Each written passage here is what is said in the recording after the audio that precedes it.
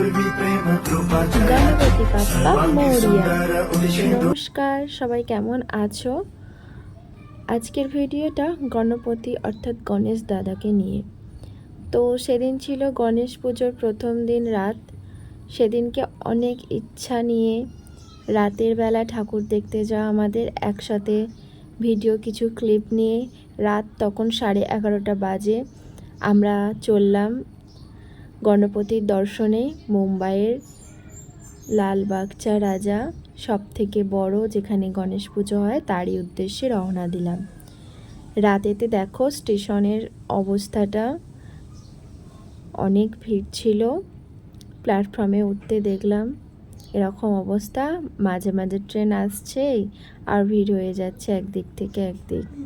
তো পরের স্টেশন থেকে দাদা দিদিরা যাবে বলেছিল, সেই কারণে একটু অপেক্ষা করছিলাম আর ট্রেনগুলো দেখছিলাম যে কতটা ভিড় হয়। কিছু ট্রেন ফাস্ট ছিল, স্লো ছিল, সেই কারণে আমরা ওই ট্রেনগুলোতে উঠিনি। তো যে ট্রেনটা দিয়ে আমরা যাব সেই ট্রেনটা কিছুক্ষণ দেরি ছিল। তো ট্রেন আসছে এবার, দেখো কতটা ভিড় শুধু ট্রেনটা। এই ট্রেনটাতেই আমরা যাব। ট্রেনে উঠে পড়েছি।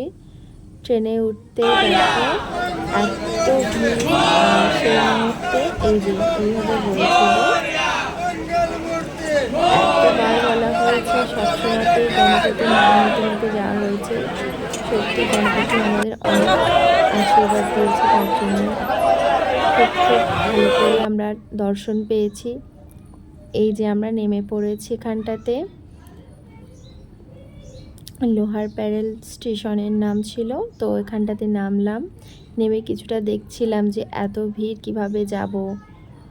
তো ভাবলাম দাঁড়িয়ে থাকাই হবে, যেতে থাকছি আমরা। দেখো ওভারব্রিজের অবস্থাটা, রাত তখন 1:30 কি 2 বাজে, তখন এই অবস্থা। তখন কি মনে হচ্ছে যেখান থেকেই হয়তো লাইন পড়ে গেছে ঠাকুর দেখার জন্য।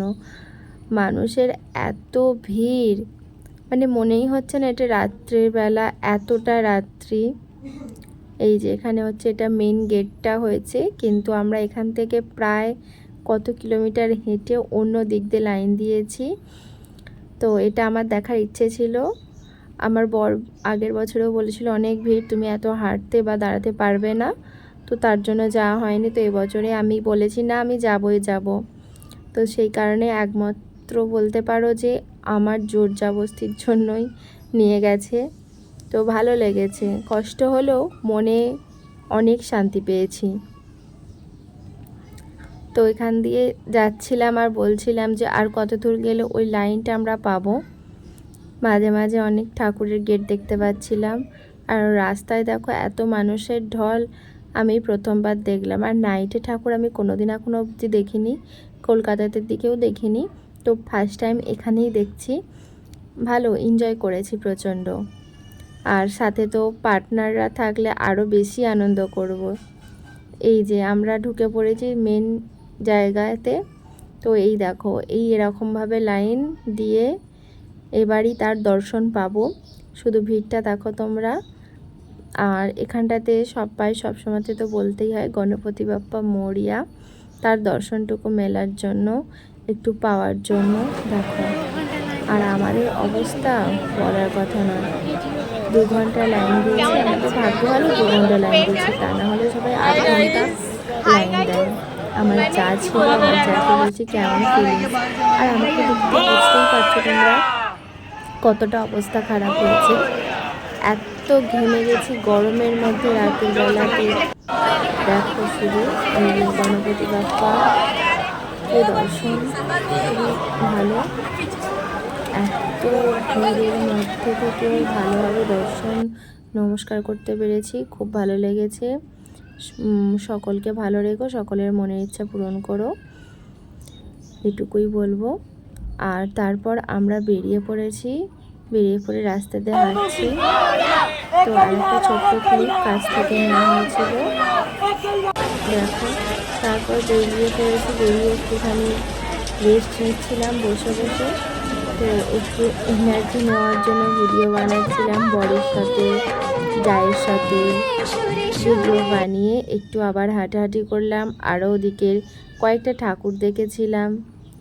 ওখানের প্রত্যেকটা ঠাকুরই অনেক হাইটে থাকে, অনেক ভালো লাগে। মন্দির এর মতো একটা জিনিস করেছিল, খুব সুন্দর লেগেছিল। সেটা পরবর্তী এই যে এখানেই চলে এসেছে। মাঝে একটা ব্রেক দেয়া হলো, কেউ চাট খেলো।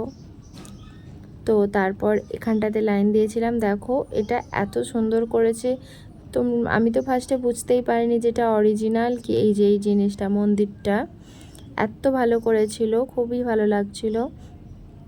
তারপর ওদিকে ঠাকুর থেকে দেখে এসে ভোরের দিকে আমরা ট্রেনতে উঠে পড়েছি। তো ট্রেনে উঠতে আমরা এদিকে চলে এসেছি আমাদের ঘরের উদ্দেশ্যে।